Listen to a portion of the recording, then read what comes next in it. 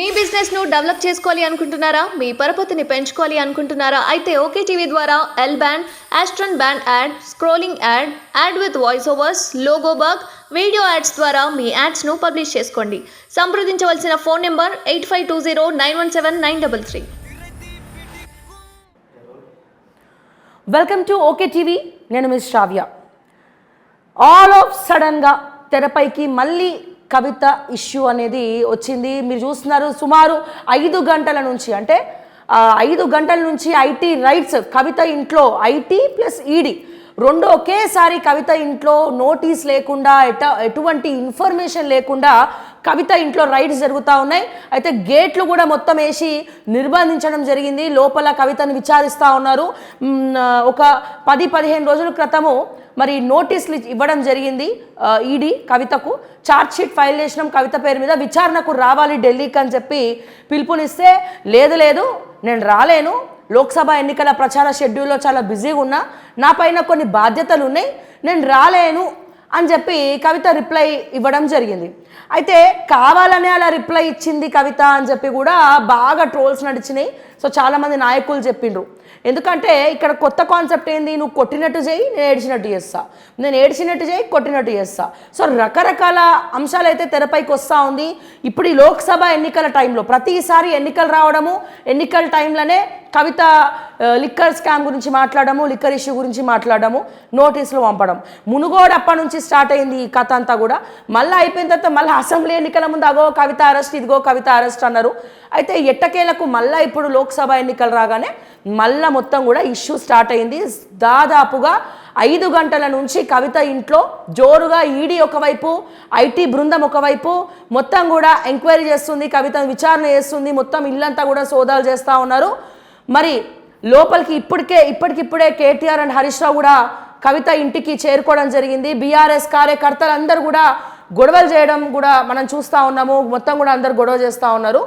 మరి ఈ క్రమంలో ఇదంతా కూడా లోక్సభ ఎన్నికల్లో ఈరోజు రాత్రి వరకు ఎట్టకేలకు కవితని తీసుకెళ్ళిపోతారు. కవిత అరెస్ట్ అయ్యే అవకాశాలు ఎక్కువ కనబడుతున్నాయని కూడా మనకి సూచనలు కనబడతా ఉన్నాయి. అయితే ఈ లోక్సభలో కవిత అరెస్ట్ అవ్వడం వల్ల ఇప్పుడు ఈ ఒక పక్క మోడీ పర్యటన, మరో పక్క కవిత అరెస్ట్, దీని మధ్యలో తెలంగాణలో బీఆర్ఎస్ కార్యకర్తలందరూ కూడా రోడ్ల మీదకి వచ్చి గొడవలు పడే అవకాశం ఉందా? అండ్ ఇది ఎవరికి ప్లస్ అవుతుంది? బీజేపీకి ప్లస్ అవ్వబోతోందా? కావాలని ఇదంతా కూడా హై డ్రామా ప్లే చేస్తున్నారా? సరే, వీటన్నిటి గురించి మనతో మాట్లాడడానికి మనతో పాటు స్టూడియోలో ఉన్నారు ప్రొఫెసర్ వినాయక రెడ్డి గారు. మరి సార్తో మాట్లాడి తెలుసుకుందాం. సార్ నమస్తే అండి. సో ఏం సార్, మొత్తం హై డ్రామా నడుస్తుందా లేకపోతే నిజమేనా, డ్రామానా? సో ఆల్రెడీ మీరు విన్నారు, మీరు కూడా చూస్తూ ఉన్నారు యాక్చువల్గా. సో ఏం జరుగుతుంది ఇప్పుడు తెలంగాణలో? మొత్తం కవిత ఇంటి దగ్గర అష్టదిగ్బంధనం అయిపోయింది. ఇప్పటికే గేట్ బయట బీఆర్ఎస్ కార్యకర్తలు, నాయకులు, కేటీఆర్, హరీష్ రావుతో సహా అందరు కూడా గేట్లను కూడా బద్దలు కొట్టడానికి రెడీగా ఉన్నారట. గేట్లను కొడుతున్నారు, గోడలను కూడా, డోర్లను కూడా కొడుతున్నారు అని చెప్పి వస్తూ ఉంది. సో అరెస్ట్ అయ్యే అవకాశం ఉందా? చాలా రోజుల తర్వాత ఇప్పుడే ఎందుకు ఈ పరిస్థితి వచ్చింది? ఇది గత అసెంబ్లీ ఎలక్షన్ కంటే ముందు కూడా ఈ డ్రామా నడిచింది. డ్రామా నడిచినప్పుడు ఏమైందంటే, అప్పుడు ఈ కాంగ్రెస్కి వ్యతిరేకంగా ఉన్న ఓట్లని అయితే బీజేపీ సైడ్ ఆ బీఆర్ఎస్ సైడ్ పోలరైజ్ అయ్యేటట్లు చూశారు. అప్పుడు ఏంటంటే ఈ పబ్లిక్ లోపల డిస్కషన్ వచ్చేటట్లు చూసుకున్నారు, కానీ అరెస్ట్ దాకా రాలేదు. అరెస్ట్ కాదనేది అందరికీ తెలిసిన విషయమే. అప్పటి ఇలాంటి వాళ్ళు కూడా చాలామంది చెప్పారు, ఇటువంటి అరెస్ట్ అయ్యే అవకాశం చాలా తక్కువ, ఎందుకంటే బీజేపీ బీఆర్ఎస్ మధ్యన ఉన్న సంబంధం కూడా ఆ రకంగా ఉంటాయి. ఉన్న తర్వాత ఇప్పుడు ఆల్ ఆఫ్ ఏ సడన్గా రావడానికి కారణం ఏంటంటే, ఇంతకుముందు బీజేపీ వాళ్ళు వివిధ రాష్ట్రాల్లో ఉండే అపోజిషన్ పార్టీస్ ఏవైతే ఉన్నాయో, ఇప్పుడు మీరు గుజరాత్ తీసుకోండి, మహారాష్ట్ర తీసుకోండి, మహారాష్ట్రలో ఆగాది గవర్నమెంట్ ఉన్నప్పుడు ఒక హోమ్ మినిస్టర్ని, ఇంకో మినిస్టర్ని, 2 మినిస్టర్ని ఈడీ రైడ్ చేసి అరెస్ట్ చేయడం జరిగింది. అట్లే మీకు తమిళనాడులో కూడా 2 మినిస్టర్ని అరెస్ట్ చేయడం జరిగింది ఈడీ రైడ్ చేసి. అట్లా బెంగాల్లో కూడా మీకు రైడ్ చేసి జరిగింది. అట్లనే ఇప్పుడు జార్ఖండ్ లోపల ఒక చీఫ్ మినిస్టర్ని అరెస్ట్ చేయడం జరిగింది. మీకు ఢిల్లీలో మినిస్టర్లు చేయడం జరిగింది, 2 మినిస్టర్లు, ఎడ్యుకేషన్ అంటే సిసోడియా. ఇప్పుడు చీఫ్ మినిస్టర్ కూడా అరెస్ట్ చేసే అవకాశం ఉందనేది చెప్తాం. అయితే ఇప్పుడు ఆలోచనగా ఇంతకు ముందు ఇప్పుడు ఈ గవర్నమెంట్ పోయిన తర్వాత, టీఆర్ఎస్ గవర్నమెంట్ పోయిన తర్వాత, టీఆర్ఎస్ గవర్నమెంట్ లో ఎన్ని అక్రమాలు జరిగినాయి అనేది మనం రకరకాలుగా చూస్తున్నాం. ఇప్పుడు మీకు లేటెస్ట్ ఎగ్జాంపుల్ కనుక చూసినట్లయితే, 2వ అత్యంత ఎక్కువగా డొనేట్ చేసిన వాడు మెగా మెగా కృష్ణ. కృష్ణ. ఆయన 966 కోట్లు చేశాడు. పాపా 966 కోట్లు. అంటే ఆల్మోస్ట్ 1000 కోట్లు అనుకోండి. అవును. ఈ 1000 కోట్లలో బీజేపీకి ఎంత ఇచ్చాడు లేకపోతే టీఆర్ఎస్ ఎంత ఇచ్చాడు అనేది తెలియదు. ఇప్పుడు మీకు నేషనల్ లెవెల్లో కాక చూసినట్లయితే ఫస్ట్ 50% ఆఫ్ ది డొనేషన్స్ వస్తుంది బీజేపీ, దాని తర్వాత టీఎంసీ, దాని తర్వాత కాంగ్రెస్, దాని తర్వాత బీఆర్ఎస్. అంటే 4th పొజిషన్లో ఉంది. కాంగ్రెస్కి ఈ బీఆర్ఎస్కి తేడా ఎంత అంటే ఓన్లీ 200 crores. 200 crores. అంటే మీకు నేషనల్ పార్టీ 125-30 years ఉన్న పార్టీకి ఏమో 1400 కోట్లు వచ్చినట్లయితే వీళ్ళకి 1200 కోట్లు వచ్చినాయి. ఒక్కసారికే ఎంత సంపాదించేసారు. అంటే ఇప్పుడు వాళ్ళు డిక్లేర్ చేసిందే మా దగ్గర మా ఆస్తులు 1200 కోట్లు ఉన్నాయని వాళ్ళు చెప్తారు. అంటే ఈ రకంగా ఉన్నప్పుడు ఆ 10 ఏళ్ల లోపల బీజేపీ గవర్నమెంట్ ఒక్కసారి కూడా తెలంగాణ లోపల ఎవరి మీద కూడా ఈడీ రేట్ చేయలేదు. ఎవరి మీద చేసింది కొన్ని కంపెనీల మీద చేయడం జరిగింది. ఇప్పుడు బీజేపీకి వచ్చిన ఆదాయం అంతా కూడా అంటే ఈ డొనేషన్స్ అన్నీ కూడా కొన్ని లాండ్రీ అండ్ న్యూస్ మినిట్ వాళ్ళని కాక మీరు చూసినట్లయితే దాదాపు 11 కంపెనీలు వీళ్ళు రైడ్ చేయడం వల్ల డొనేషన్స్ వచ్చినాయి. ఒక 4 కంపెనీలు మాత్రం షెల్ కంపెనీలు, వాటికి అడ్రస్ ఏం లేదు. అంటే ఇటువంటి ఈ రకంగా ఉన్నప్పుడు ఈ బీజేపీ ప్రభుత్వం ఇన్ని ప్రభుత్వాల మీద దాడులు చేసినప్పుడు ఈ టీఆర్ఎస్ మీద ఎందుకు చేయలేదు? ఇప్పుడు ఇక్కడ కాంగ్రెస్ ఉన్నది కాబట్టి దీన్ని కాంగ్రెస్ పోయే ఓట్లని బీజేపీ సైడ్ అయినా పోలరైజ్ చేయాలి లేదా బీఆర్ఎస్ సైడ్ అయినా చేయాలి. అంటే ఇప్పుడున్న మీరు పొజిషన్ కాక చూసినట్లయితే కాంగ్రెస్ వర్సెస్ బీజేపీ అన్నట్టు ఒక వాతావరణం వస్తుంది. కాబట్టి ఇప్పుడు బీజేపీ ఒకవేళ బీజేపీకి వ్యతిరేకమైన ఓట్లు ఉంటాయనుకోండి, అవి కాంగ్రెస్ పోకుండా ఆ ఓట్లు ఈ బీఆర్ఎస్ మళ్ళించడానికి ఇది డ్రామా లాగా నేనైతే భావిస్తున్నాను. ఖచ్చితంగా అదే అవుతుంది. అరెస్ట్ చేస్తారో లేదు. ఒకవేళ అరెస్ట్ ఇప్పుడు ఇందులాగా ప్రభుత్వంలో ఉన్న వాళ్ళు ఒక లా అండ్ ఆర్డర్ మెయింటైన్ చేయాల్సిన బాధ్యత గవర్నమెంట్ ఉంటుంది. ఇది అదొక ఏజెన్సీ, అది ఈడీ అనుకోండి, ఐటీ అనుకోండి, వాళ్ళ పని వాళ్ళు చేస్తారు. ఇంత పెద్ద ఎత్తున పార్టీ శ్రేణులు అక్కడ పోయి ధర్నాలు చేయాల్సిన అవసరం లేదు కదా. బీఆర్ఎస్ కార్యకర్తలందరూ కూడా వెళ్ళిపోయినాడు, గొడవ చేస్తున్నారు. ఈవెన్ హరీష్ రావు అనుకోండి, కేటీఆర్. అంటే మీరు ఒక నేను సంస్థల్ని సమర్థిస్తున్నాను అనుకోకండి. ఐటీ కానీ ఈడీ కానీ ఇవన్నీ కూడా బీజేపీ జేబు సంస్థలు అయిపోయాయి. బీజేపీ ఏది చెప్తే అది చేస్తారు. అంటే ఒక రకంగా చెప్పాలంటే ఐటీ కానివ్వండి, ఈడీ కానివ్వండి, ఇంకేదైనా ఇటువంటి సిబిఐ కానివ్వండి, ఇవన్నీ కూడా బీజేపీ చేతిలో రేస్ కుక్కర్ లాగా పనిచేస్తుంది. వాళ్ళని ఎవరిని కరవమంటే అవే కరుస్తుంది తప్ప వేరే వాళ్ళ జోలికి పోదు. కొంతమంది రాజకీయ నాయకులు ఓపెన్ గా చెప్పింది ఏంటంటే మేము బీజేపీలో ఉన్నాం కాబట్టి మేము సేఫ్ గా ఉన్నాము. అది ఓపెన్ గా చెప్తున్నారు. వాళ్ళే పెద్ద ట్రెండ్ అయిపోయింది కదా సార్. పెద్ద బిజినెస్ మ్యాగ్నెట్స్ అందరూ కూడా ఫండింగ్ ఇస్తున్నారు, బీజేపీలో జాయిన్ అవుతున్నారు. అంతేకాకుండా మీరు చూడండి, దేశం లోపల అత్యంత అవినీతి పరులుగా ముద్రపడ్డ రాజకీయ నాయకులు ఈరోజు బీజేపీలో ఉన్నారు. అంటే ఇది ఈ నేషనల్ లెవెల్లో కాక మీరు చూసినట్టయితే బీజేపీ అనేది అవినీతి పరులకు ఒక అడ్డాలాగా తయారైపోయింది. ఇప్పుడు మీకు రీసెంట్ గా చూస్తే అశోక్ చవాన్ ఉన్నాడు, ఆయన హౌసింగ్ స్కామ్ లో ఉన్నాడు. ఆయన వీళ్ళందరూ కూడా మహారాష్ట్రలో బీజేపీ వాళ్ళు అన్నారు జైలుకి తోలేస్తామన్నారు. నిన్న ఆయన్ని పార్టీలో చేర్చుకోవడమే కాకుండా రాజ్యసభ మెంబర్ కూడా ఎప్పుడో ఇచ్చేశారు. అంటే బీజేపీ ఎంత దివాలా కోరు పరిస్థితుల్లో ఉందంటే మీకు చెప్పాలంటే తెలంగాణ లోపల ఇప్పుడు సీతారాం నాయక్ ఉన్నాడండి. సీతారాం నాయక్ అట్లనే శానపూడి సైదిరెడ్డి, అట్లనే గోడెం నగేష్, జరగం ప్రసాద్ రావు అండ్ శ్రీనివాస్ అని పెద్దపల్లి, వాళ్ళు మొన్న జరిగారు, నిన్న టికెట్లు ఇచ్చారు. అంటే బీజేపీకి స్వతహాగా ఇక్కడ పార్టీ నిలబెట్టుకునే పరిస్థితి లేదు. కానీ వీళ్ళు మాత్రం దాన్ని యాక్సెప్ట్ చేయట్లేదు. ఎంతసేపు కూడా అసలు ఈడీకి మాకేంటి సంబంధం, కవిత లిక్కర్ స్కామ్కి మాకేంటి సంబంధం, వాళ్ళ పని వాళ్ళు చేసుకుంటా పోతారు, మేము చెప్తేనే అరెస్ట్ చేస్తారా, వాళ్ళు ప్రూఫ్స్ అయితే ఉంటాయి కదా. సో రకరకాలుగా చెప్తా ఉన్నారు. అది నమ్మశక్యంగా కొంతమంది నమ్మినా కొంతమంది నమ్మలేనటువంటి పరిస్థితి. ఒకటి చెప్తానంటే, ఇదే అరవింద్, ఇదే బండి సంజయ్ మేము జైల్లో రూమ్లు కట్టించాము, ఈమె వాళ్ళ రెగిడి వస్తుంది, రేపు అరెస్ట్ చేస్తారు, ఇట్లా వాళ్ళు స్టేట్మెంట్ ఇచ్చారు, మనం ఇవ్వలే. ఇప్పుడు దేశం లోపల బీజేపీ చేతిలో అన్ని వ్యవస్థలు చేరిపోయినాయండి. ఇప్పుడు మీరు చూడండి, 146 మంది ఎంపీలని బయటికి వెళ్ళబట్టి వీళ్ళు యాక్ట్ చేసుకున్నారు. ఎస్, అవును. నథింగ్ బట్ నేతృత్వం అది, అంతకు తప్ప ఇంకా వేరేదేం కాదు. ఇప్పుడు మీరు పార్లమెంటరీ వాళ్ళ చేతిలో ఉంది.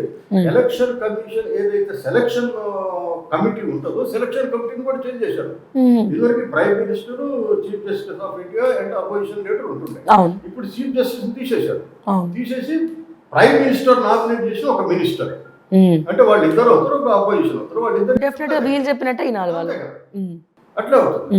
మీరు ఈ ఐటీ తీసుకోండి, ఐటీ ఎవరి మీద చేస్తున్నారు? బీజేపీ కాని వాళ్ళ మీద ఐటీ రైడ్స్ అవుతున్నాయి, కానీ ఒక్క బీజేపీ వాళ్ళ మీద ఐటీ రైడ్ అయిందంటే చాలా మంది వాళ్ళు కూడా కోట్లకి పరుగులు తీసి ఆస్తులు సంపాదించుకునే వాళ్ళు చాలా మంది ఉన్నారు. అదే ఇంతవరకు ఈడి కానీ ఇప్పుడు మీరు చూడండి, గుజరాత్ దాకా చూసినట్లయితే ఇప్పుడు దేశం మొత్తం మీద ఈ మత్తు పదార్థాలు బాగా వాళ్ళ నేను మొన్న మా ఊరికి పోయినప్పుడు మా విలేజ్ లో కూడా గంజాయి తాగే వాళ్ళ 3-4 ఉన్నారని.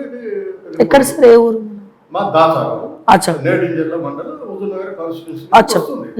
అంటే నేను ఆశ్చర్యపోయా, అసలు గంజాయి అంటే అసలు విలేజ్ లో తెలియదు ఎవరికి, అయినా కానీ అక్కడ దాకా వచ్చింది. ఇప్పుడు మీకు మత్తు పదార్థాలు కానీ చూసినట్లయితే గుజరాత్ లో నుంచి ఎక్కువ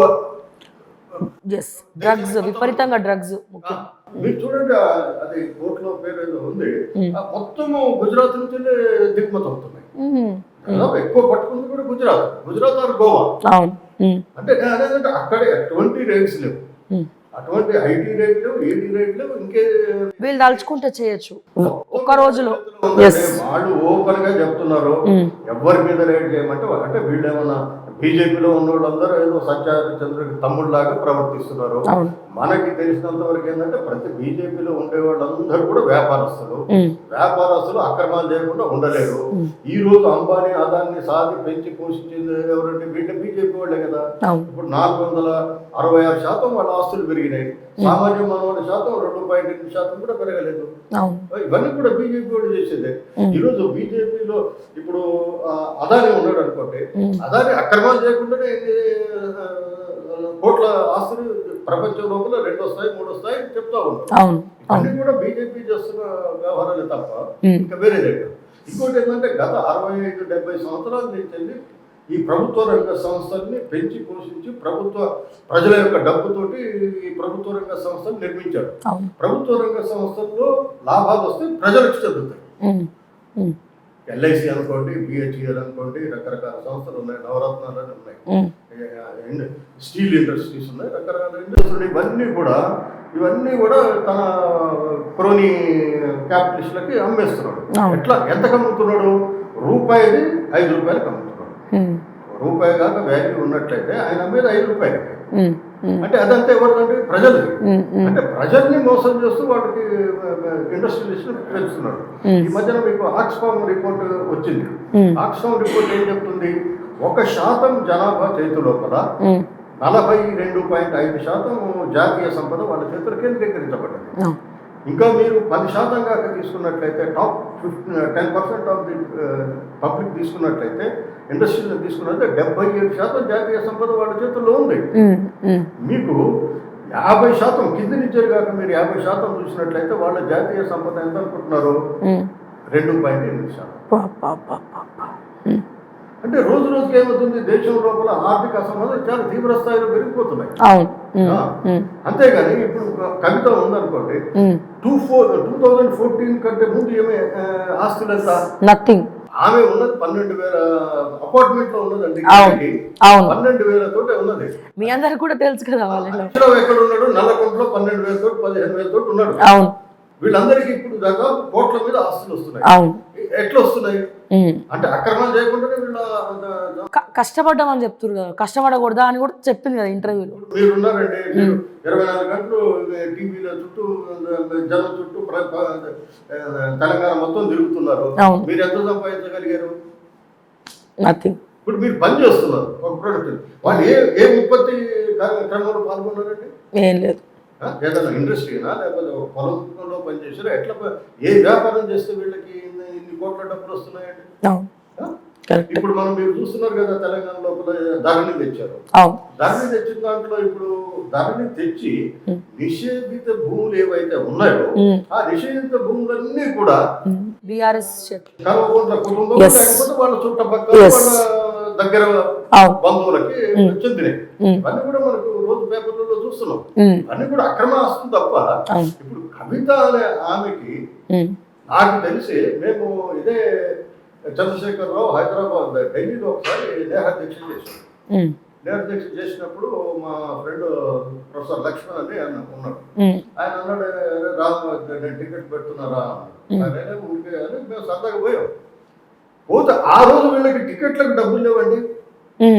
అది వాళ్ళ పిఎం కూడా తెలుసు. టికెట్లకు డబ్బులు లేని పరిస్థితుల్లో ఉన్నారు వీళ్ళు ఎవరో టికెట్లకు డబ్బులు ఇచ్చి హెల్ప్ చేసినాము మేమేమో ఏమైనా సినిమాకి వెళ్ళాలంటే కూడా మమ్మల్ని అడిగేవాళ్ళు పాకెట్ మనీ కింద అని చెప్పి.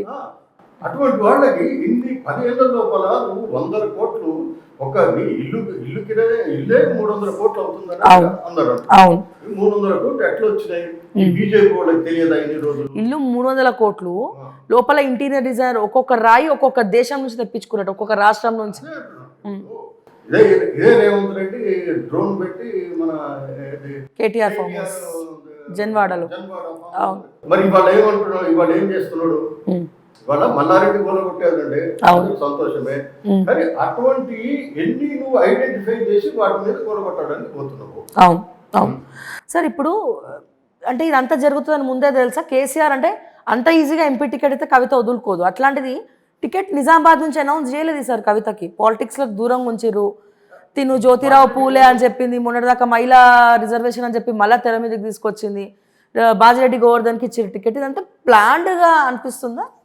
ప్లాంట్ గా ఏం లేదండి. అక్కడ ఆమె గెలిచే ఎట్టి పరిస్థితులు ఆమె గెలిచే అవకాశం లేదు కాబట్టి రెండోసారి ఓడిపోతే దాని ప్రభావం ఇంకా ఫ్యూచర్ లో రాజకీయం ఉంటుందో ఆమె క్లోజ్ చేసుకుంది. అంతే తప్ప ఏదో గెలవడానికి అవకాశం ఉండి గెలవడం కాదు. అయితే ఇక్కడ ఇప్పుడు ఆమె ఉమెన్స్ రిజర్వేషన్ గురించి మాట్లాడుతాం. హారిజాంటల్ అండ్ వర్టికల్ అని. అది సుప్రీంకోర్టు ఇచ్చింది 33% రిజర్వేషన్ ఉండాలి ఉమెన్. అది ఎక్కడైనా ఉంటుంది. అంతేగాని హారిజాంటల్లోనే ఉండాలి, ఉమెన్స్లే ఉండాలి అనేది చెప్తుంది. ఆమెకి ఏదో ఒకటి కావాలి. ఇప్పుడు ఒకటే సింపుల్ చెప్తానండి. ఇదివరకు ధర్నాలు అసలు తెలంగాణ వచ్చిన తర్వాత ధర్నాలేంటి గిర్నాలేంటి అన్నవాళ్ళు ఇవాళ ధర్నాలు చేయాల్సిన అవసరం ఏమొచ్చిందండి? కరెక్ట్. అండ్ సార్ ఇంకోటి, ఇది కరెక్ట్ టైమా కవితను అరెస్ట్ చేయడానికి?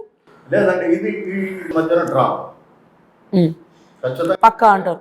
ఇప్పుడు పూర్తిగా ఇప్పుడు బీఆర్ఎస్ లో నాయకులు అయితే చాలా మంది ఎంపీలు అయితే ఆల్మోస్ట్ వెళ్ళిపోయారు. ఈవెన్ ఎమ్మెల్యే మాజీ ఎమ్మెల్యేలు వాళ్ళు కూడా వెళ్ళిపోయారు.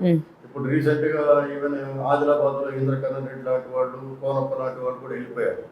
ఇక్కడ ఆల్మోస్ట్ ఇప్పుడు పేపర్ అంటే న్యూస్ ను బట్టి గుత్తా సుఖేందర్ రెడ్డి ఆయన కొడుకు కూడా వెళ్ళిపోయే అవకాశం చెప్తున్నారు.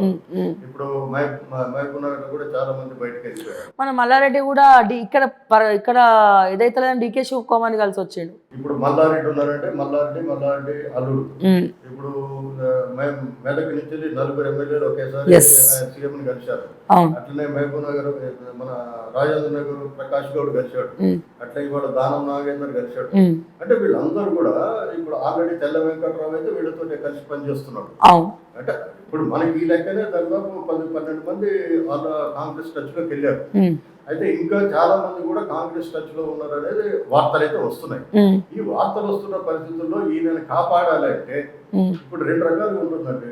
ఇప్పుడు బీజేపీకి ఓటు వేయడానికి ఇప్పుడు బీఆర్ఎస్ లో ఉన్న వాళ్ళందరూ కూడా బీజేపీకి ఓటు వేయాలనే ఆలోచన కలిగిన వాడు కాదు.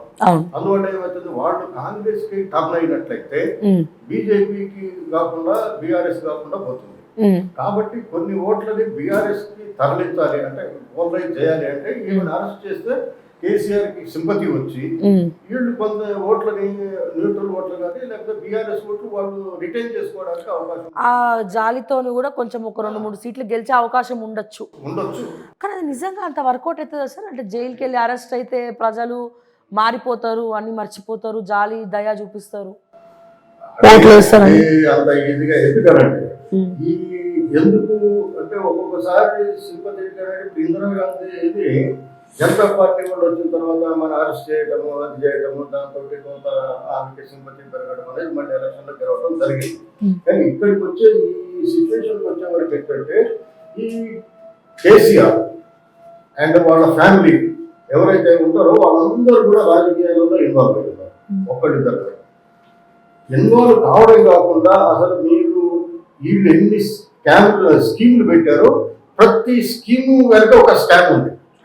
స్కామ్ లేని స్కీమే లేదు. ఇప్పుడు గొర్రెలు చూసుకోండి, బర్రెలు చూసుకోండి, అంగన్వాడి గుడ్లు ఏదైనా చూసుకోండి, ప్రతి దాంట్లో ఈవెన్ మెట్రో ట్రైన్ లో కూడా వీళ్ళకి రావాల్సిన వాటా వస్తూనే ఉన్నాయి. అదనంగా ఇవి చేతి ఖర్చుల కిందకి బాగానే చూస్తున్నారు. మేజర్ గా వాళ్ళ మొత్తం కూడా ల్యాండ్స్, హైదరాబాద్ చుట్టూ ల్యాండ్స్, వీళ్ళు తీసుకోకుండా రాష్ట్రం మొత్తంలో ఎమ్మెల్యేలు ఏం చేశారు, వాళ్ళ పరిధిలో వాళ్ళు చేసుకున్నారు. వీళ్ళు హైదరాబాద్ చుట్టూ చేశారు, వాళ్ళు ఎమ్మెల్యేలేమో వాళ్ళ కాన్స్టిట్యూషన్ పరిధిలో వాళ్ళు చేయడం వల్ల తీవ్రమైన వ్యతిరేకత వచ్చింది. ఆ వ్యతిరేకతతో ఓడిపోవడం జరిగింది. కానీ అంత తొందరగా వీళ్ళకి ఏదో కవితను అరెస్ట్ చేసినంత మాత్రాన వాళ్ళ రిపోర్ట్స్ ఎట్లా ఉన్నాయి కానీ పబ్లిక్ లోపల ఏదో వీళ్ళ కుటుంబం పట్ల ఇప్పుడైతే సింపతి వచ్చే పరిస్థితి లేదు. అన్లెస్ గా ఇప్పుడు కాంగ్రెస్ గవర్నమెంట్ తీవ్రమైన తప్పిదాలు చేస్తే తప్ప. అదొకటి.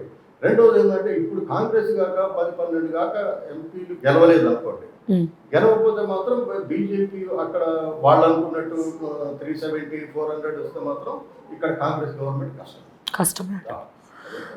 కానీ సార్ ఇప్పుడు ముఖ్యంగా ఇప్పుడు కవిత ఇంటి దగ్గర చూస్తే మొత్తం బందోబస్తు ఉంది, కార్యకర్తలు అందరూ అక్కడనే ఉన్నారు, పెద్ద పెద్ద వాళ్ళందరూ అక్కడనే ఉన్నారు, గేట్లకు కూడా తాళం వేసి అసలు 5 గంటల నుంచి లోపల ఏం జరుగుతుందో కూడా ఎవరికి తెలియదు, కిటికీలు తలుపులు కూడా మూసేసి అంటారు. మరీ ఇట్లా విచారణ కిటికీలు తలుపులు బయట వాళ్ళకి కనబడకుండా చేస్తారా?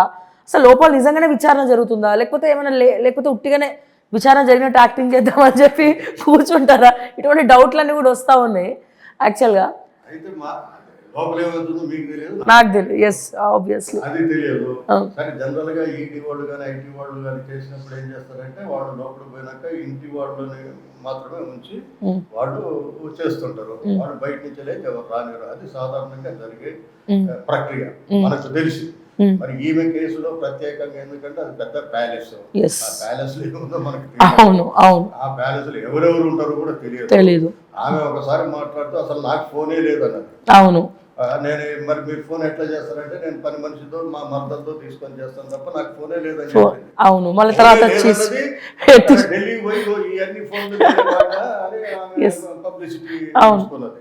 అంటే వీళ్ళు డ్రామాలు ఆడటంలో చాలా సిద్ధాస్తులు కాబట్టి తను కూడా మెంటల్ గా ప్రిపేర్ అయిపోయింది. ఎట్లనో అట్లా అయిపోయింది లేక పోయి జైల్లో కూర్చుందాం అంత ఈజీగా అయితే నేను అనుకోను. అరెస్ట్ అవ్వదు అంటారు అయితే ఇవాళ కూడా. అంటే తెలంగాణ ప్రజలకి నానా పులికత అయిపోయింది కదా సార్. అరెస్ట్ చేస్తాం అంటారు, చేయట్లేదు. ఇప్పుడు కూడా ఇంత సీన్ క్రియేట్ అయిన తర్వాత చేయకపోతే ఏ రకంగా ఉండొచ్చు అంటారు పరిణామాలు? బీజేపీ మీద వ్యతిరేకంగా తప్పకుండా. ఎందుకంటే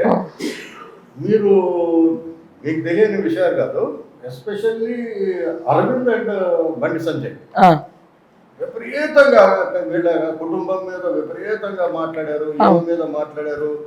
నేను కరీంనగర్ జైల్లో రూమ్లు కట్టిస్తా అన్నాడు.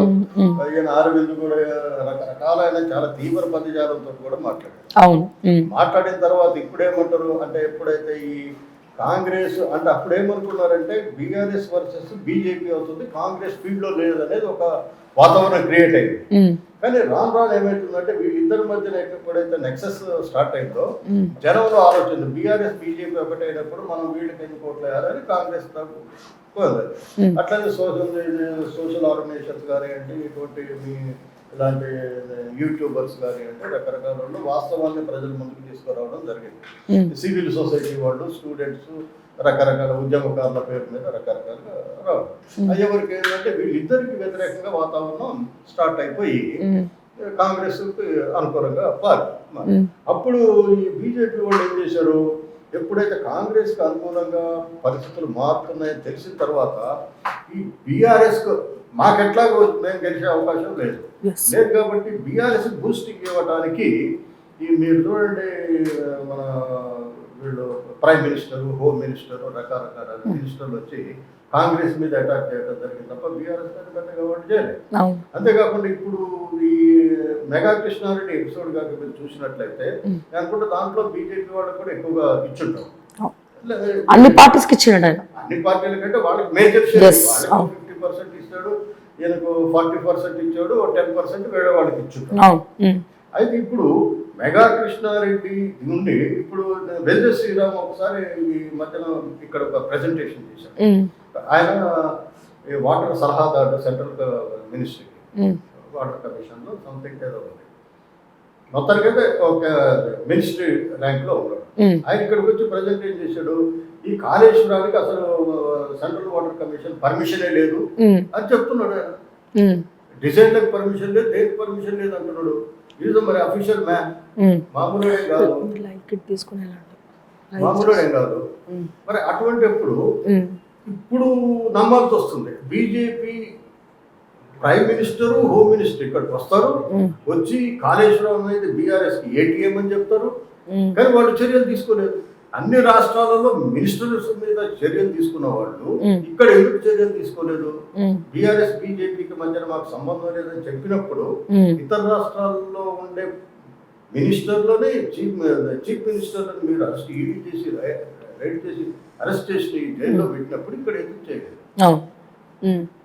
బట్ నేను అనుకోవడం సార్, ఇవాళ ఏమైనా అరెస్ట్ అయ్యే అవకాశాలు ఎక్కువ కనబడుతున్నాయి. మీకు ఏమైనా అనిపిస్తుందా అట్లా? అంటే ఇప్పుడు డ్రామా ఎట్లా రక్తి కట్టించాలి అంటే ఇప్పుడు కంప్లీట్ గా ఏంటంటే కాంగ్రెస్ వర్సెస్ బీజేపీ తయారైంది.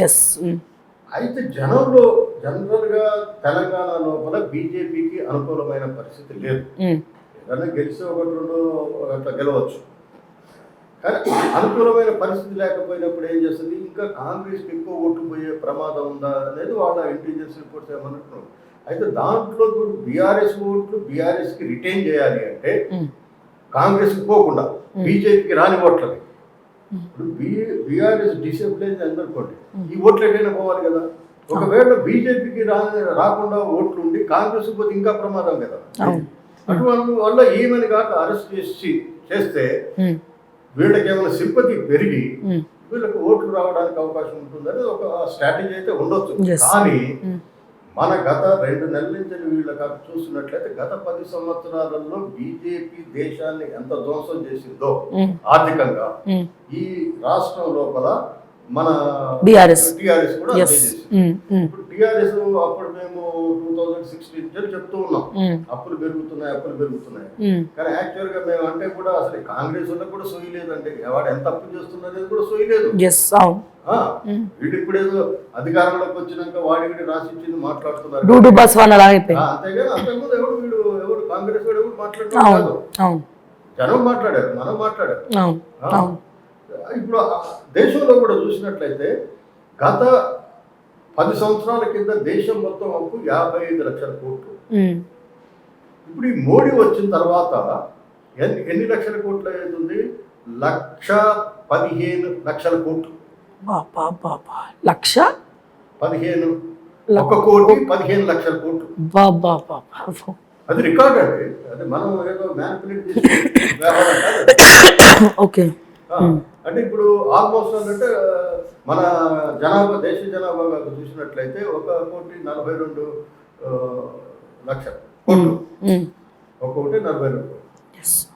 మీరు అప్పులు కాక చూసినట్లయితే 1,70 లక్షల కోట్లు జనాభా కంటే అప్పు ఎక్కువ. ఈయన మోడీ అంటాడు మేము ఇది చేసినాము అది చేసినాము అంటాడు. మరి చేస్తే ఇప్పుడు ఈ రిపోర్ట్స్ కాక చూసిన ఒకవైపు ఏం చేస్తున్నాడు, నీతి ఆయోగ్ తోటేమో మొన్నటి దాకా ఏం చెప్పాడు 11.28% of people under poverty line అని చెప్పాడు, పేదరికంలో ఉంటాడు. ఎన్నో మొన్న మళ్ళీ ఏం చెప్పాడు, అదే సుబ్రహ్మణ్యం ఏం చెప్పాడు 5% ఉన్నారు వీళ్ళంటారు. ఒకవేళ నువ్వు చెప్పిందే 5%, నువ్వు 80 కోట్ల మందికి ఫ్రీ రేషన్ ఎందుకు ఇస్తున్నావు అనేది ప్రశ్న. 80 కోట్ల మందికి మీరు ఫ్రీ రేషన్ ఇస్తున్నట్టే నిజంగా వాడు కొనుక్కునే శక్తి ఉందనే నువ్వు చెప్తున్నావు, మళ్ళీ 80 కోట్ల ఫ్రీ రేషన్ ఇస్తున్నావు అంటే వాళ్ళకే కాంట్రాక్షన్. అంతేకాకుండా ఈ మధ్యన యునైటెడ్ నేషన్ వాళ్ళు ఒక రిపోర్ట్ ఇచ్చారు, దేశం లోపల 74% మంది సరి అయిన ఆహార అంటే పోషకాహార పదార్థాలు లేక జీవిస్తున్నారని తెలుస్తున్నారు. జీవన ప్రమాణాలు పెరగలే కదా. ఇప్పుడు నువ్వు ట్రిలియన్ అంటున్నావు, ఇప్పుడు 5 ట్రిలియన్ చేస్తున్నావు అంటావు. ఇది చెప్పబట్టి నువ్వు 10 ఏళ్ళ సంది చెప్తా ఉన్నావు, ఎక్కడ 3 ట్రిలియన్ కూడా దాటట్లేదు. 3 ట్రిలియన్ కూడా ఇప్పటివరకు దాటలేదు, దాటే అవకాశం కూడా కనిపిస్తలేదు చెప్పడం వరకే. కానీ ఇప్పుడు చైనా పడితే 19, అమెరికా ఒకటి 26. నాది థర్డ్ లార్జెస్ట్ ఎకానమీ అంటున్నాం. లార్జెస్ట్ ఎకానమీ ఎట్లా మ్యానిపులేట్ చేసి చెప్తున్నావు? ఇప్పుడు మనకి వీళ్ళు అధికారం రాకముందు సెన్సెక్స్ అనేది ఆల్మోస్ట్ ఆల్ మనకి ఎంత 32 హైయెస్ట్. ఇప్పుడు 74,000 తీసుకుపోయారు. చూడండి, నిన్న 14 లక్షల కోట్లు లాస్ అంటారు. అంటే ఒకే రోజు 14 లక్షల కోట్లు ఎట్లా పెరుగుతుంది? ఇప్పుడు మీ ఇల్లు రాత్రి కాదు కదా. ఇప్పుడు మీ ఇల్లు ఉందనుకోండి, ఇప్పుడు మీరు అన్నారు 1 కోటి ఇంత పెట్టుకోవాలి. దీని వాల్యూ ఎంత పెరుగుతుంది? దీని వాల్యూ ఎంత పెరిగేది? ఏదైనా ప్రొడక్షన్ రావాలి. ఇది ఊహాజనితమైన వ్యవహారాలు అండి. అంతే. అంటే వీళ్ళు ఊహించుకునే ఆర్థిక వ్యవస్థ తప్ప ఎప్పుడు ఆర్థిక వ్యవస్థ ఉంటుంది? ఈ 74% మందికి సరైన ఆహార పదార్థాలు అందాలి. ఇప్పుడు నీ మినిస్ట్రీ ఆఫ్ ఫ్యామిలీ వెల్ఫేర్ ఏం చెప్తున్నది? 90.3% of the born children zero food. Only తల్లి పాలు తప్ప వాళ్ళకి ఇతర ఆహార పదార్థాలు లేవు. అది ఎవరు చెప్పారు? మనం చెప్పట్లే.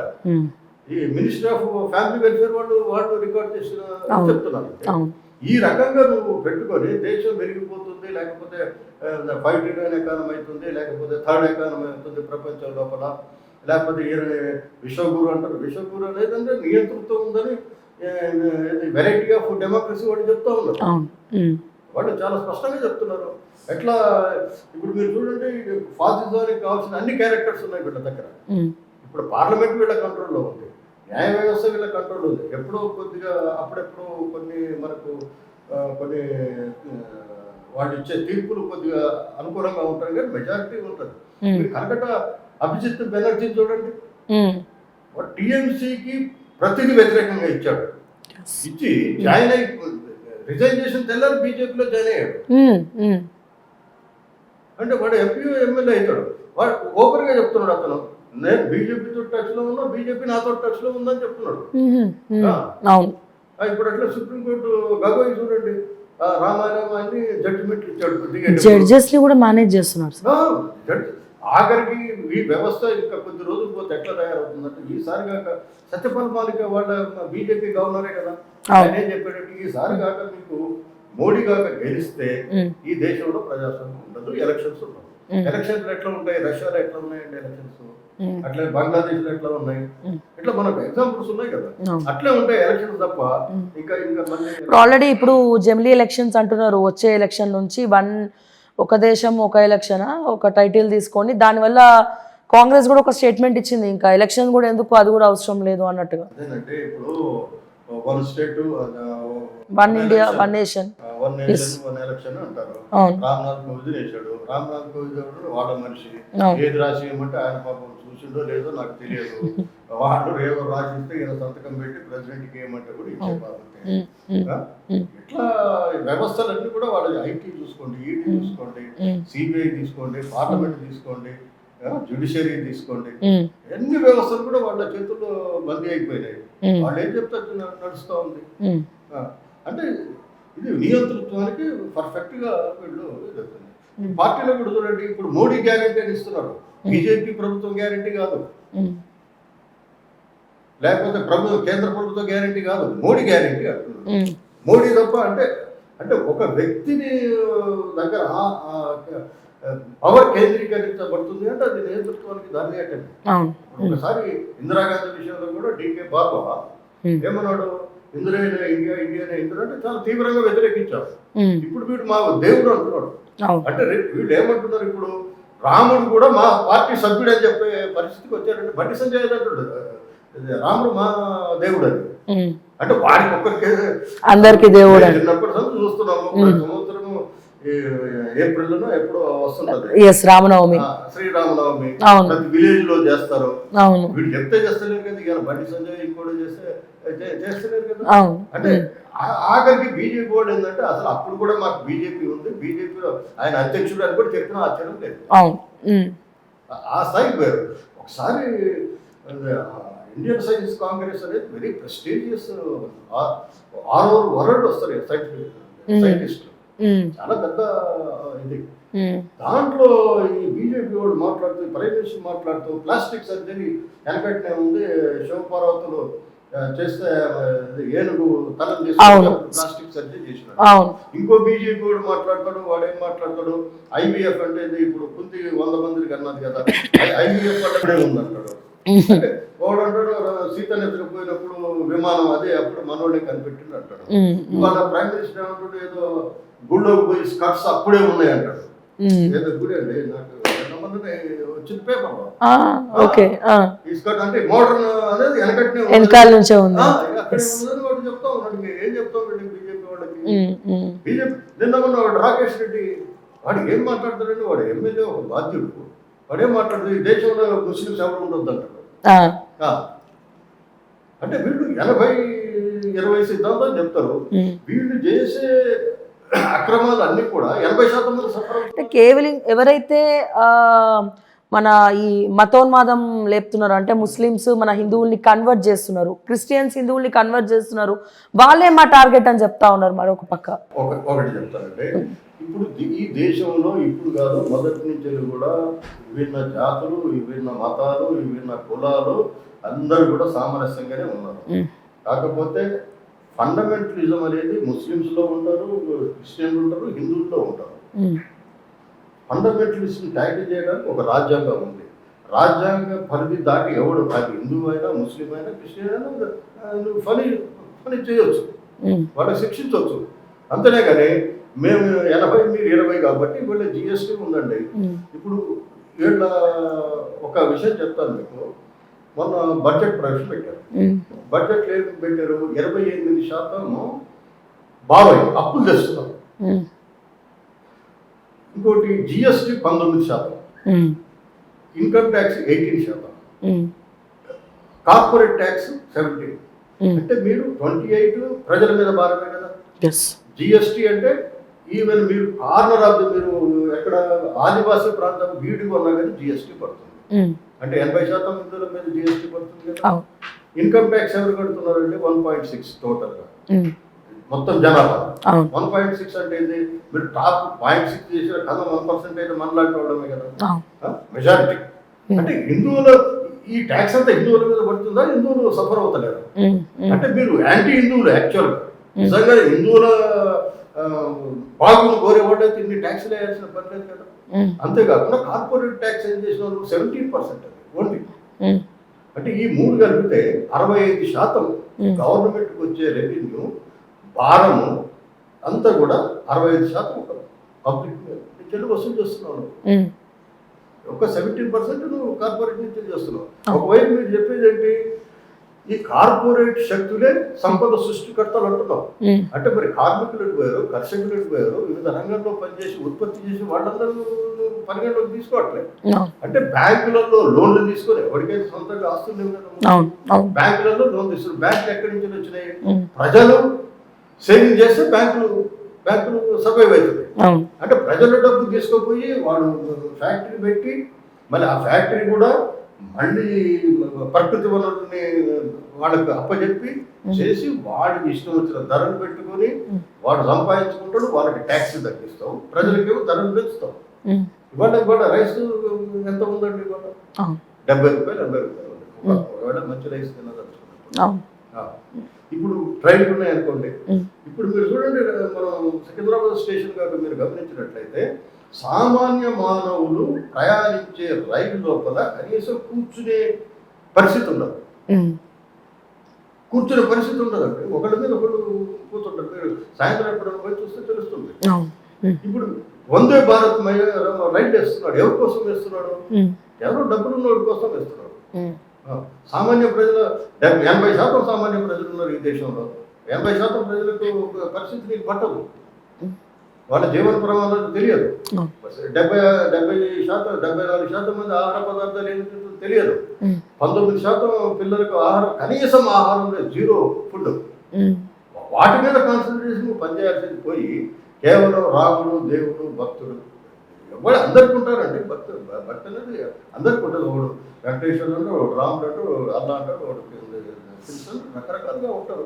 ఇప్పుడు మన హిందువులు 100 దేవుళ్ళు ఉన్నారు, ఒకళ్ళిద్దరు కాదు కదా. నువ్వు చెప్పిన రాముడిని అందరు నమ్మాలనే ఉంది. ఇప్పుడు వాడు వెంకటేశ్వర స్వామి నమ్ముతాడు, వాడు నరసింహ స్వామి నమ్ముతాడు. ఎవరి ఆ ప్రాంతాలలో వాళ్ళ జీవన విధానం, వాళ్ళ పూర్వీకులు ఏదైతే నమ్ముతారో అది నమ్ముతారు తప్ప వాళ్ళ రాముని కట్టి రాముడు బీజేపీ అంటున్నారంటే రాముని కూడా నిన్న నారాయణమూర్తిను రాకేష్ ఒకే స్టేజ్ మీద మాట్లాడుకోవడం అంత దారుణంగా ఉంది. రాకేష్ రెడ్డి అంటే ముస్లిమ్స్ ఉండొద్దు అంటాడు, అంటే వాడు సొంత దేశం లాగా. నేను ఒకటే అడుగుతున్నా, ఇప్పుడు అమెరికాలో మన భారతదేశంలో ఉండే హిందువులు ప్రపంచం లోపల కొన్ని ఆఫ్రికన్ కంట్రీస్ తప్ప అన్ని దేశాల్లో ఉన్నారు. అరే వాళ్ళు నువ్వు ముస్లిమ్స్ వద్దన్నప్పుడు వాడు హిందువులు వద్దని వాడుదంతే నువ్వు ఎక్కడికి పోతావు?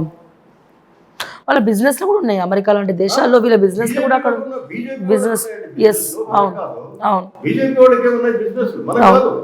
వాడుదంతే నువ్వు ఎక్కడికి పోతావు? నేను మొన్న మోడీ ఏమంటాడు, ఇది డిఫెన్స్ లోపల సెల్ఫ్ మనం ఇదైపోయినాము, మనకి మనం ఇంకా కానీ ఇవాళ ఫస్ట్ మీరు చూసినట్లయితే హిందూలో ఐటమ్ వచ్చింది, ఆర్మ్స్ని అత్యధికంగా దిగుమతి చేసుకున్న దేశం భారతదేశం. అత్యధికంగా దిగుమతి చేసుకున్న భారతదేశం. వీళ్ళేం చెప్తాడు, మనం డిఫెన్స్ లోపల సెల్ఫ్ సస్టైన్ అయిపోయినాము, ఇతరుల మీద ఆధారపడే అవకాశం లేదని చెప్తారు. కానీ ఒకవైపు జరుగుతుంది. ఇప్పుడు ఇవన్నీ ఆ దేశం పోయినప్పుడు ఎందుకు గౌరవిస్తారు? వాళ్ళ వ్యాపారం కోసం. నేనేదో మనగాడని కాదు, లేకపోతే నేనేదో విశ్వగురు అని ఇది కాదు, వాళ్ళ వ్యాపారం కోసం. ఇప్పుడు మీరు ఒక షాప్కి పోతారు అనుకోండి, బంగారం షాపు, బట్టల షాప్కు, మీరు ఎక్కువ కొన్నప్పుడు ఏం చేస్తాడు, ముందేమో ఛాయ్ ఆఫర్ చేస్తాడు, తర్వాత కూల్ డ్రింక్ ఆఫర్ చేస్తాడు. చెప్తున్నా అంటే మీరు కొనే దాన్ని బట్టి ఈయన అంతే తప్ప ఈయన పెద్ద మునగాడు, లేకపోతే ఈయన విశ్వగురు బీజేపీ వాడు చెప్తున్నాడు. ఏం చెప్తున్నాడు, ప్రపంచ నాయకులని ఈయన ఏకం చేశాడని. నేను ఒకవేళ చేశాను, మరి ఉక్రెయిన్ రష్యా మధ్య యుద్ధం జరుగుతుంది ఏది కాబట్టి, ఇజ్రాయిల్ అండ్ హమాస్ మధ్యన యుద్ధం జరుగుతుంది, ఆ పని మీద మనగాడు. ఇంత దారుణంగా ఇంత నియంతృత్వంతో పాలించిన వాళ్ళు ఈవెన్ ఇందిరాగాంధీ కూడా లేదంటే. వీళ్ళు దేశం లోపల రాజకీయాల లోపల బీజేపీ ఫిలాసఫీ చెప్పు, నీ ఆర్థిక విధానం చెప్పు.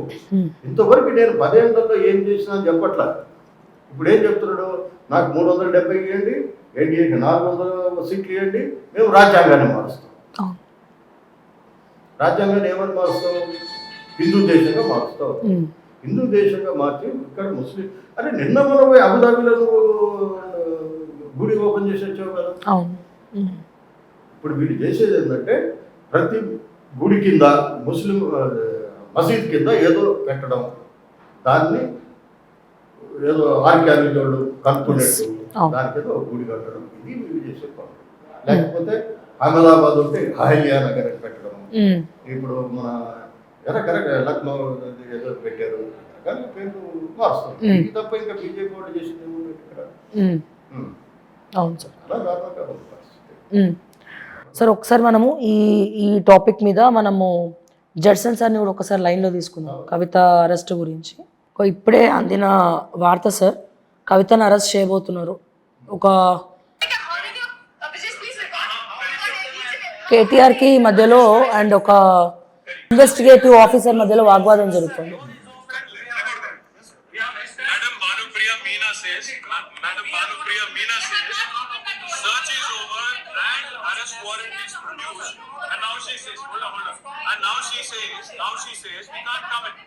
Family cannot come in, and she also says that she has no transit warrant, she cannot produce before a magistrate, but she wants to make a case. Listen, you're given an undertaking in Supreme Court, and now you're violating it. You're in serious trouble. You're in serious trouble. You have the legal remedy always available. I'm telling you, you've come here on a Friday. Yes sir, transit warrant లేకుండా ఎలా arrest చేస్తారంటూ investigation ఆఫీసర్కు కేటీఆర్కి మధ్యలో వాగ్వాదం. So చాలా సీరియస్గా అయ్యేటట్టు ఉంది sir arrest అయితే.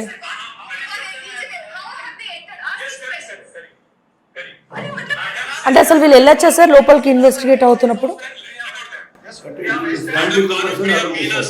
అచ్చా. సో నాకు తెలిసి చాలా ఉద్రిక్తత అయితే కవిత ఇంటి దగ్గర ఉందని తెలుస్తూ ఉంది. అయితే కవిత అరెస్ట్కి మొత్తం రంగం సిద్ధం చేసి వారెంట్ కూడా ఇచ్చారంట. అయితే నాకు తెలిసి ఈ లోపల ఇప్పుడు అరెస్ట్ అవుతుండొచ్చు.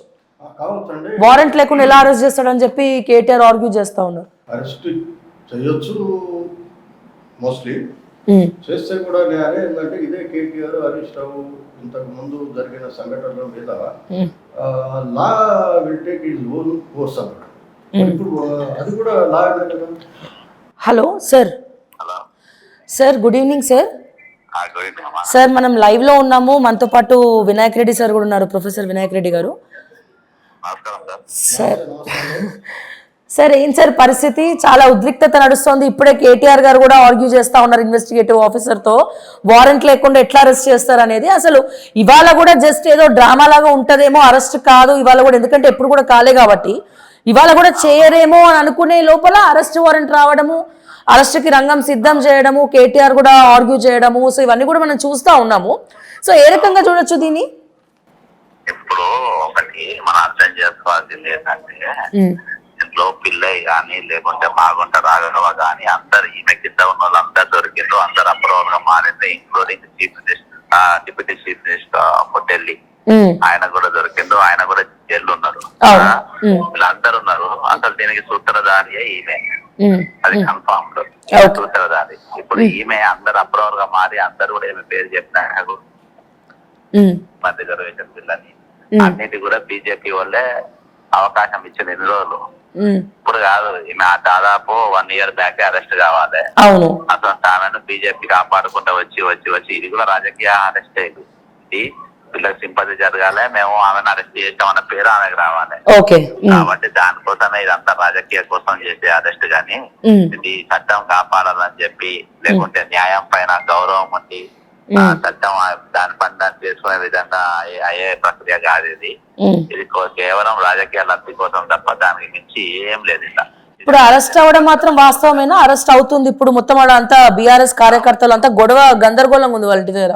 అవును, అయినా కాకుండా పెద్ద విచిత్రం ఏమి లేదు. అది అయినా పెద్ద విచిత్రం లేదు. తెలంగాణ పెద్ద పట్టించుకునే పరిస్థితులు లేరు, కాకుండా పెద్ద పట్టించుకునే పరిస్థితులు లేరు. వాళ్ళకి నీటిగా అర్థమైపోయింది ఇది రాజకీయం. సరే బీజేపీ 4 ఓట్లు వేసుకొని అని చెప్పి వాళ్ళని చేస్తున్నారు, ఇంట్లో ఎంతో ముట్టుకోలేదని. వీళ్ళు సింపతికి ఏం వీళ్ళు నడిపిస్తారు. కాబట్టి వాళ్ళిద్దరు ఒకళ్ళు లాభం ఉండే విధంగా ఇది నడుస్తుంది, ప్రక్రియ నడుస్తుంది. ఇప్పుడు ఇంటెలిజెన్స్ టీము ఇప్పుడు మన ఐటీ ఈడీ రైట్స్ కి వస్తుందని చెప్పి రాష్ట్ర ప్రభుత్వానికి కూడా ముందే ఇన్ఫర్మేషన్ ఉంటది కదా కాంగ్రెస్ కి, ఉండదా? వాళ్ళు అన్ని ఇవ్వాల్సిన అవసరం ఎందుకంటే ఆల్రెడీ వాళ్ళ ఈడీ సెటప్ ఉంటది, ఇక్కడ సిబిఐ సెటప్ ఉంటది. వాళ్ళకు వీళ్ళకి కూడా ఇయ్యరు, 99% వచ్చినాకనే ఇస్తారు. వాళ్ళకి వీళ్ళకేం ఇచ్చేది కవితకే ఉంటది, వాళ్ళు వస్తుందని వాళ్ళే చెప్తారు ఇలా మేము వస్తున్నాము రెడీ అయి ఉందంటే సరే సరే అన్నట్టు వాళ్ళు ఉంటారు. అందులో వాళ్ళు మిక్కీ మౌస్ గేమ్ ఇది కానీ అందుకే తెలంగాణ పబ్లిక్ పెద్దగా పట్టించుకుంటారు దీన్ని ఇష్యూను. చీఫ్ మినిస్టర్ ఆఫ్ ఢిల్లీ ఏమో అరెస్ట్ అవుతాడు ఎప్పుడో, ఈమె సూత్రధారి మొత్తం సాక్ష్యాలు ఉన్నామే 10 సెల్ ఫోన్లు వల్ల వచ్చినామేమో అరెస్ట్ కాదు. ఎట్లా నమ్ముతారు? కాబట్టి ఇది అంతా ఎలక్షన్ స్టంట్, ఇది ఎలక్షన్ డ్రామా. సో ఇప్పుడు కూడా అరెస్ట్ కాదంటారు మీరు? లేదు, కావచ్చు కాకపోవచ్చు, ఏమన్నా కావచ్చు. అందులో ఇట్ ఇస్ టూ లేట్.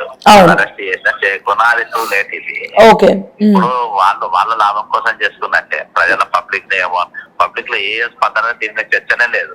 వాళ్ళు అనుకుంటారు టీవీలలో అన్ని వస్తుంది కానీ ఏం చర్చ ఏం లేదు వాళ్ళ మీద. Okay sir, thank you so much. So విన్నారు కదా సార్, తనైతే జడ్సన్ గారు అయితే అరెస్ట్ అయ్యే అవకాశాలు ఉన్నా, అరెస్ట్ అయినా కాకపోయినా ప్రజలైతే దాని గురించి మర్చిపోయినారు, వాళ్ళకు కూడా బోర్ కొట్టేసింది ఈ టాపిక్ అన్నట్టు మాట్లాడుతున్నారు. బట్ ఎనీవేస్ ఒక అంటే యాజ్ అ ఉమెన్గా ఒక మాజీ ముఖ్యమంత్రి కూతురు కావచ్చు, ఒక మహిళ అరెస్ట్ కావద్దని ఒక మహిళగా నేను కూడా కోరుకుంటాను. కానీ ఇక్కడ ఛార్జ్ షీట్లో చూస్తేనేమో తను ఫస్ట్ ప్లేస్లో ఉంది. ఇప్పుడు జడ్సన్ గారు ఏమంటున్నారంటే ఆల్రెడీ డిప్యూటీ ముఖ్యమంత్రి అరెస్ట్ అయిపోయారు వాళ్ళందరూ. అసలు సూత్రధారే కవిత, మెయిన్ అసలు కవితనే మొత్తం కథ స్క్రీన్ ప్లే డైరెక్షన్ చేసింది. వీళ్ళందరిని అరెస్ట్ చేసినప్పుడు కవితను కూడా అరెస్ట్ చేయాలి కదా అని అంటున్నారు. ఇప్పుడు ఇంకొంతమంది ఇప్పుడు మేము అరెస్ట్ అవ్వాలని మేము కూడా కోరుకుంటామంటే, ఒక మహిళ నువ్వు ఎట్లా అరెస్ట్ అవ్వాలని కోరుకుంటామని ఇంకొంతమంది అంటారు. ఎస్, మేమైతే డెఫినెట్ గా లేకపోతే పురుషుడు అనేది కాదండి, మీరు చేసింది అక్రమమా సక్రమమా అనేది. ఇప్పుడు రీసెంట్ గా టానిక్ అనే సంస్థ లిక్కర్ వ్యాపారం మన హ్యాపీ వాళ్ళు బయట నుంచి వీళ్ళు ఇప్పుడు గవర్నమెంట్ లిక్కర్ షాపులో ఎక్కడి నుంచి వెళ్ళి తీసుకోవాలనేది ఒక సోర్స్ ఉంటుంది. అవును. ఇప్పుడు ఈ టానిక్ అనే దానికి వాళ్ళు ఎక్కడి నుంచి వెళ్ళి తెచ్చినా ఎక్కడి నుంచి వెళ్ళి తెచ్చుకోవచ్చు అనేది ఉన్నది. వాళ్ళు తీసుకున్నది ఒక షాప్ లైసెన్స్ తీసుకుని 11 పెట్టారు. దాంట్లో కలవకుండా సంతోషరావు వీళ్ళందరూ ఉండేది వాళ్ళు చెప్తా ఉన్నారు కదా. అంతేకాకుండా వాళ్ళే కాదు, దాంట్లో ఇప్పుడు సీఎం పేషీలో పనిచేసిన భూపాల్ రెడ్డి కొడుకు కూడా ఉండని, అభినవ్ రెడ్డి ఉండడం కూడా పేపర్లలో వస్తుంది కదా. వీళ్ళందరూ అంటే వీళ్ళకి అక్రమ వ్యాపారాలలో ఆమె హస్తం ఉంది. ఆమె మహిళ కాబట్టి ఊరుకోవాలనేది కాదు కదా. మీరు చట్ట ప్రకారం బిజినెస్ చేశారా, చట్టకు వ్యతిరేకంగా చేశారా? చట్ట ప్రకారం చేసినట్లయితే నిజంగానే అట్లా మహిళని అరెస్ట్ చేస్తే మనం అందరం వ్యతిరేకించాల్సింది. అని ఆమె చట్ట వ్యతిరేక పద్ధతుల్లోనే అక్రమంగా సంపాదించింది అనేది అందరికీ.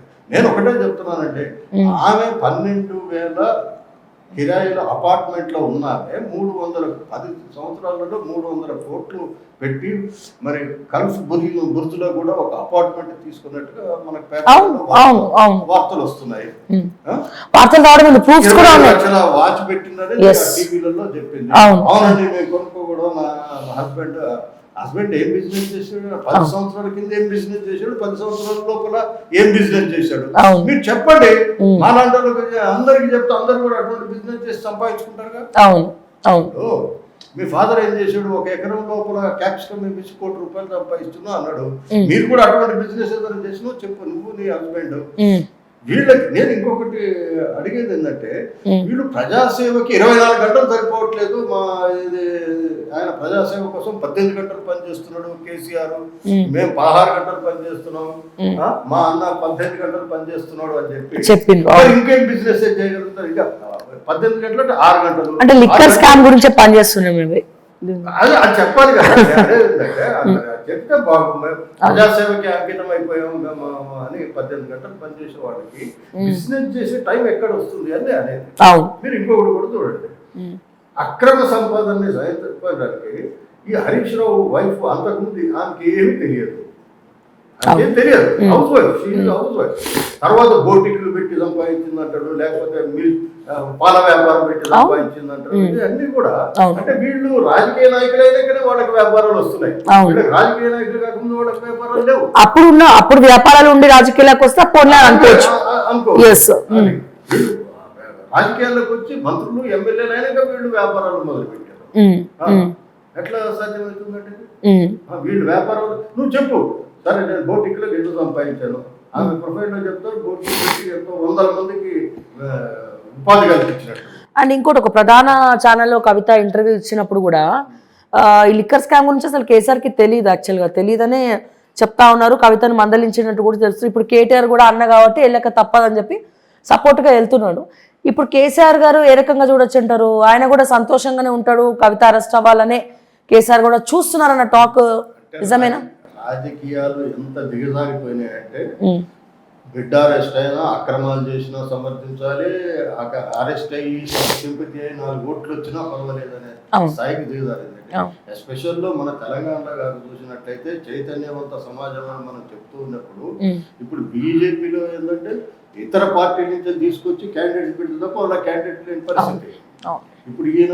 ఇప్పుడు బీఆర్ఎస్ వాళ్ళకి కూడా ఏదో కాంగ్రెస్ నుంచి వచ్చిన వాళ్ళు అంటే పోయేవాడు బాగా వచ్చినవాడు.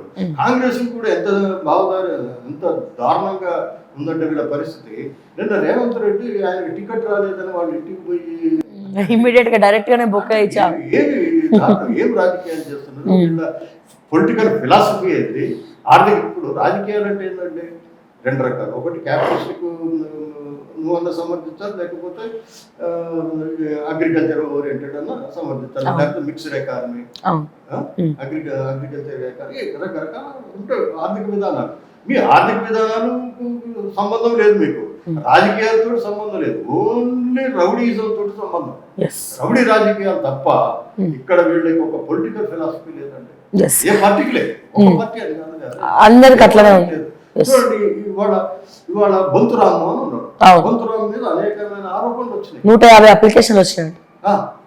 ఆడు ఇప్పుడు సికింద్రాబాద్ కి కాంగ్రెస్ నిలబెడుతుండేది వస్తుంది. అవును, ఇక్కడ ఒక రకంగా చూస్తే బీఆర్ఎస్ పార్టీ కూడా ప్రక్షాళన అవుతుంది. అదే అంటే ఇప్పుడు బీఆర్ఎస్ లో ఉన్నాడు, బీజేపీ పోతాడా, బీజేపీలో టికెట్లు జరిగిపోతే కాంగ్రెస్ లోకి వస్తాడు, కాంగ్రెస్ బీఆర్ఎస్ లో పోతాడు. అంటే అదేంటంటే ఇంత దివాలా కోరు రాజకీయ పార్టీలు చూడటం అనేది జీవితంలో కొంత దురదృష్టకరం నాకైతే. ఎందుకంటే వామపక్ష పార్టీలు దెబ్బతినడం వల్ల ఈ దారుణాలు చూడాల్సి వస్తుంది. వాల్యూస్ లేని పొలిటిక్స్ అయిపోయింది. అంతే కదా. ఇప్పుడు వాళ్ళు వామపక్ష పార్టీని పోరాటం చేయడం వల్ల ఎన్నో రకాలైన ప్రజలకి, విద్యార్థులకి విద్యా వైద్యం అందింది. కానీ ఇప్పుడు ఏమవుతుంది, వాళ్ళకి విద్యా వైద్యం అనేది దూరం అవుతుంది. ఎందుకు వామపక్ష పార్టీలు ప్రజాస్వామ్యవాదులు వాళ్ళ బలహీనపడడం వల్ల పేదవాడికి ఈ రోజు విద్యా వైద్యం అందలేని పరిస్థితి వచ్చింది.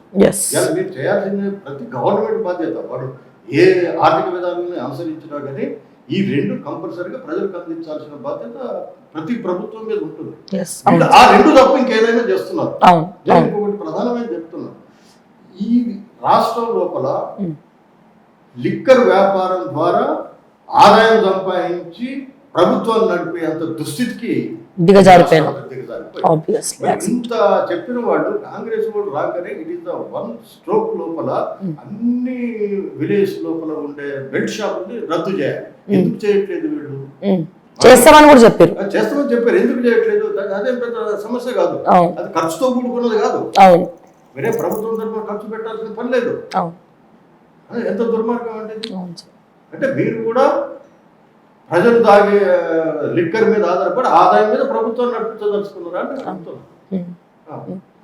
ఎస్, ఫైనల్గా ప్రజలారా మీరు చెప్పండి. అంటే ఒక మహిళగా అంటే మీ పల్స్ కూడా తెలుసుకోవాలి కాబట్టి కమెంట్స్ రూపంలో తెలియజేయండి. అండ్ అలాగే కమ్యూనిటీలో పోస్ట్ పెట్టండి దయచేసి.